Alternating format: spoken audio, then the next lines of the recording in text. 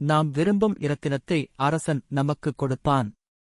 உங்களுக்கு இந்நான்கு இரத்தினங்களில் எதைப் பெறலாமென்று தோன்றுகிறது என்று கேட்டான்.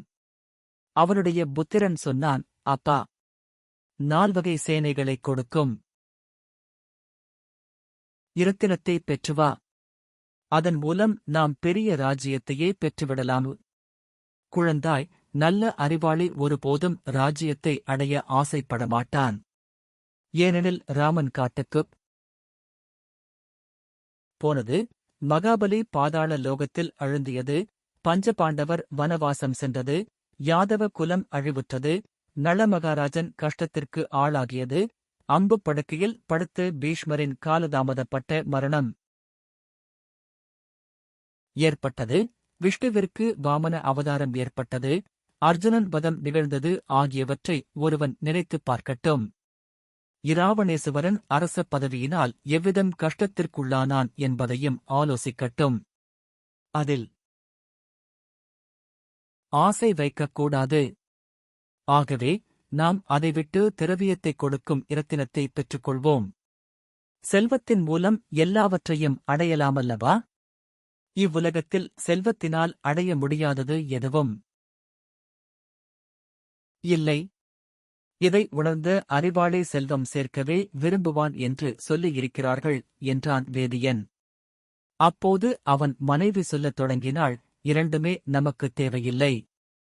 அறுசுவை உணவை கொடுக்கும் இரத்தினத்தை எடுத்துக்கொள்வதுதான் உசிதமானது. உயிர் பிராணிகளுக்கு உணவு ஒன்றே உயிர் தரிக்கத் தேவையானது.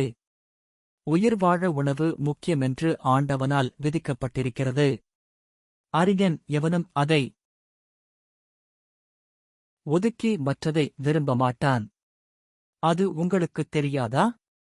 நமக்குத் தேவையான உணவையே தாம் கொள்ள வேண்டும் என்றாள். மருமகளோ 4வது இரத்தினத்தை விரும்பினாள். விலையுயர்ந்த ஆடை ஆபரணங்களைக் கொடுக்கவல்ல இரத்தினத்தையே நான் விரும்புகிறேன்.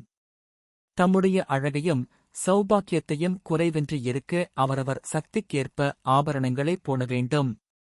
அப்போதுதான் அவர்களுடைய ஆயுளும் செல்வமும் அதிகரிக்கும்.